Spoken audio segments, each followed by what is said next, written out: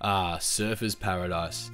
Sun, beach, theme parks, and champion sports teams. A culture of success unknown by any other place in Australia. The envy of the entire country, the Gold Coast elicits fear by all who oppose it on field. Just kidding, the Gold Coast is the place where sport goes to die. You got a few $1 million you want to sink into the ocean? Well, look no further because the Gold Coast has the best oceans going around. No disrespect to the Gold Coast, people love it there, but it's undeniable fact that the location doesn't foster a great sporting culture.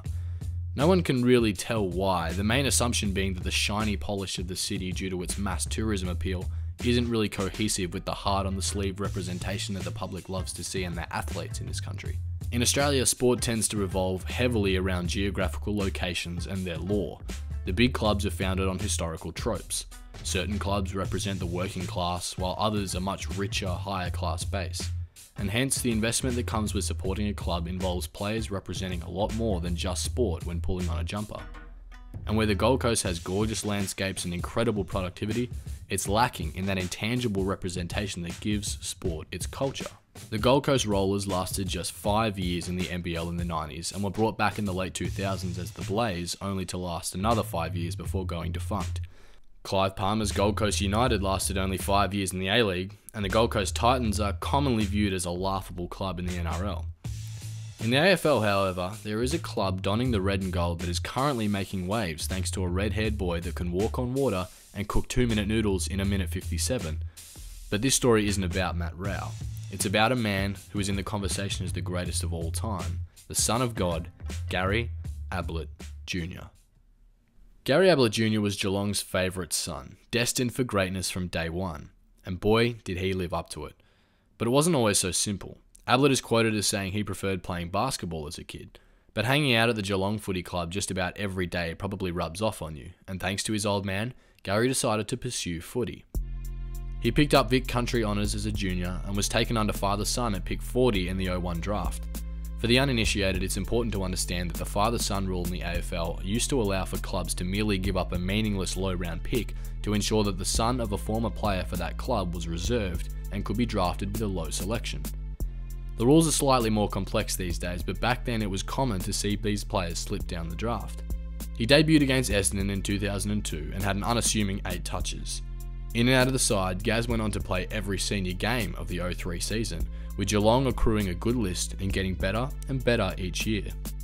After a couple of finals losses to Brisbane and Sydney, the famous Nick Davis game,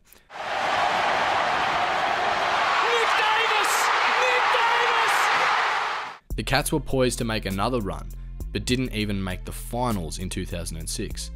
The Cats agreed to give Mark Thompson one more crack with the promise he would not have a job if they weren't successful. And Bomber Thompson made one of the better decisions in his and anyone's coaching career. He put Gary Ablett in the midfield. The next few years can be summarised as pure dominance.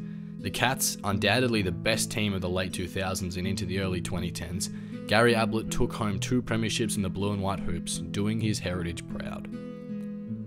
After much talk through the 2000s of sending North Melbourne up to Carrara after consistent poor form to try and overtake the NRL heartland in Queensland, the AFL got serious about expansion. A new TV broadcast agreement, massive gains in consolidated revenue, and the general understanding the game was shifting as it approached the turn of the decade.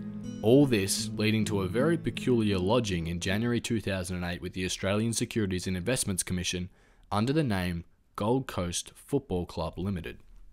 In March of 08, Andrew Demetrio and the rest of the board got all 16 club signatures on the document to incept a team in the Gold Coast and another team in Western Sydney. It would have been awkward if they didn't get all the signatures, considering they'd already paid to register the team, but they did, and the aptly named Gold Coast Suns were ready to take the league by storm. In the sniper scopes for the Suns' inaugural season, Nick Riewoldt, Lance Franklin, Kurt Tippett, and of course, hot off flag success, the Little Master. Virtually owning the entire 2010 draft, the Suns began to build their team. But they weren't content with blooding young talent in order to build for the future, because that would never work. GWS are through to the 2019 Grand Final! As Gary was set to come out of contract in 2010, the football world speculated where the reigning Brownlow medalist would spend his next few years. A controversial front page in the Gold Coast Bulletin drove some membership sales, and cue the AFL's version of the decision. Welcome to the Gold Coast Suns, Gary. Thank you. Ablett announced, to much backlash, that he would be joining the Suns in 2011 to the tune of $9 million. Leaving a club that had so much heritage and joining a club with no history, a half-baked playing group, and soaking up the sunshine drew the appropriate level of accusations that Ablett was following the money, now that he won some flags and a Brownlow. Obviously financially, I'm very well looked after. To this day, these claims do have merit, but Gary Ablett never actually shied away from the fact that the money was a certain portion of why he went up there. But nonetheless, Gaz was named captain as the Gold Coast Football Club entered the AFL. It's a little bit fancy. Clean, bold weight. They still get a goal here. No Thornton. Oh, it's an up and under. The Suns, as expected, were atrocious, like so bad. They lost by a combined 280 points in their first 3 outings. But then, in round 5, they beat equally as poor Port Adelaide in historic fashion. Gary Ablett picked up his first Brownlow votes as a Sun. The Coast would go on to win 2 more games, the maiden Q clash against Brisbane and then against Richmond. But they lost their fair share of games by over 100 too, including conceding 94 hilarious points in the first quarter to Essendon. The year finished with Gary Ablett polling 23 Brownlow votes, equal 5th in the race. Now, talking about the Suns in this particular era is quite difficult because it's really boring. In 2012 they were equally as bad, only avoiding the wooden spoon because Greater Western Sydney entered the league that year. Only notably was Carmichael Hunt's match winner and our man Gary collecting an insane 53 disposals against Collingwood, albeit in a 97-point defeat. It was at the conclusion of this season that the Gold Coast announced their 21-3 master plan, with the goals being 20,000 members and a premiership flag by the end of 2015. Woefully optimistic to say the least. The Gold Coast had an extremely strange age demographic. They collected prime talent on big money such as Michael Riscatelli and had a smattering of draft picks from the AFL handouts the previous 3 years like Charlie Dixon and Trent McKenzie. McKenzie. It's deep. Yeah, he hits it long. Look at that. Off a step. This resulted in a new age style clashing with experience, spelling for some blunders in the midfield. But the 2013 season would see Gary Ablett pull out possibly his best year of football yet. And he steered the Gold Coast to 8 wins and looked a chance at finals. Although there were more interesting things going on in the league at the time than the rise of the Gold Coast, Gary's ridiculous highlights always made the top 10 and were consistently at the top of the news. Is he, the little master, the best player this century in the AFL, Kane? I don't even think it's close, Bill, because he played in an era where he actually got tagged. With a best-on performance in round 23 against GWS, Ablett took home his 2nd Brownlow medal, ousting his old mate Joel Selwood by a single vote. Naturally, there was an expectation from Suns fans heading into the 2014 season of finals or bust. And going into round 11, the Coast were 7-2. That's right, 7-2 at the top of the table with the Sydneys and the Hawthorns. They stumbled through the next few weeks, and entering round 16 they already had equalled their win tally from the previous year. But it was in that round against Collingwood when the collective AFL cringed in horror. And if you haven't seen this injury, fair warning, it's a bit gross. Kaffer, Kolajasny content to go to that one-on-one. Ablett caught, dispossessed, taken out by Lemons. Dirty shoulder, Gary Ablett. He's popped the shoulder out. With their leader out for the rest of the season with a dislocated shoulder, the Suns limped through the rest of the 2014 season, snagging just 1 additional win. And if that in itself wasn't proof of Gary Ablett's influence, then nothing was. Finals hopes were smashed, and head coach Guy McKenna was sacked. Amazingly and often forgotten in Ablett's career was that he polled just 1 less Brownlow vote than the previous year at 22.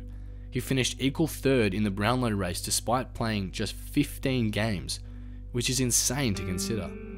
The man who tackled Ablett, Brent McCaffer, had built a reputation after tagging tactics, particularly on Trent Cotchin, were labelled as dirty, although the Pies rushed to his defence as McCaffer's conduct broke no laws. And although seemingly an innocuous and forgotten incident, McCaffer's tackle on the Little Master may soon go down in history as the incident that potentially robbed the AFL of one of its greatest players at the peak of their powers. It's important to note in McCaffer's defence that the tackle, while reckless, was also extremely unlucky. He didn't pin Gary's arms, and it was actually Ablett's attempt at a handball out of the tackle that left him with no time to brace for impact as he hit the ground. That said, this particular incident drove the AFL to adjust the rules regarding sling tackles, and it's easy to see why this type of play will earn players a week on the sidelines these days. Gary's legacy is often one that is reduced to his Geelong days, or at least that's what people remember, which he is probably pretty okay with. But the argument is easily there that his best football was played at the Suns. In fact, it's pretty indisputable.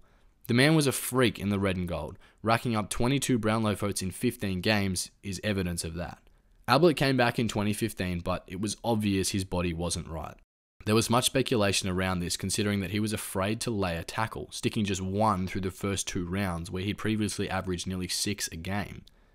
The club's medical staff confirmed this when they sidelined him indefinitely after round 3. And it was around this time when big AFL media personalities were criticising Ablett for his lack of leadership while out of the game, as a number of younger Suns players were consistently in off-field trouble. Some criticising his grit, calling for him to play, despite Gary self-assessing that he wasn't ready. Coming back in round 14, however, Ablett appeared to be healthy and returned with a vengeance, touching the footy 31 times and booting 3 goals to beat North Melbourne. But in round 17, more trouble. This time, a knee. He's just frightened. Yeah, he's in a bit of trouble down here, guys. This was his most troublesome season, and he wouldn't return that year after the injury. A return in 2016 led to a string of games before that old left shoulder saw his downfall again in round 16, finishing Gary's season once more. The pain and sadness in his face following that injury is enough, let alone the ramifications on the Gold Coast results following. Gary requested a trade at the end of 2016, which was rejected, and by the 2017 season, it was obvious that his heart and body just weren't in it. And when he was finally let go by the Suns at the end of that season, the relief to be back home was obvious. So, let us indulge for a second in the idea that Ablett does not go down in 2014 and take off with the Suns having 8 wins going into round 16. Now, Richmond finished 8th that year, just 2 wins ahead of the Gold Coast. And with Gary Ablett still playing, it's almost a guarantee that they would have picked up the extra 2 wins needed for a maiden finals berth. Although unlikely that they would have beaten Port Adelaide or maybe even North Melbourne in an elimination depending where they finished, they certainly would have put up a fight. And Ablett, in the form of his life and with the rush of finals footy in his blood, might have produced some magic to take them over the line, considering they beat North and came close to beating Port even without Ablett during the season. But even if we consider them losing, it's important to contemplate that finals footy is attractive for potential free agents. This compounding with the chance to play with Gaz, the draft picks the Suns were still being handed, and the inevitable reduction in players leaving the club through poor results, and the Suns would have built a better team each year. It's also said that sport is mental, and a half-decent list with the right circumstances can see any team be successful. A fired-up, healthy Gary Ablett, some new signings, and consistency might have seen the Suns shoot up the ladder in the 2015 and 16 seasons. Would they have won a flag? No, probably not. The list was just not enough to stand up to the prime teams at the top of the comp in Hawthorn or Sydney. But some stories in those years proved that anything was possible, and who knows where the Gold Coast could have gone with that consistent form. Preliminary finals football is nowhere near out of the question, and with some list improvements that would have come with an informed Gary Ablett being the main advertisement for free agents, consistent deep September football was on the cards. In the years that followed, much has come out about the toxic culture regarding drugs, lack of discipline, and lack of cohesion in the playing group and from the board. This information thanks to whistleblowers like Daniel Gorringe and Rodney Eade, who himself has publicly stated he regrets his handling of Gary Ablett. But it's impossible to deny that the entire club ebbed and flowed on the shoulders of one man. There's always comparisons between the club models of GWS and Gold Coast and how the Queensland side fell off the map. And while their culture and management may have prevented them from winning a flag, having the best player of the 21st century uninjured might have taken them very, very close.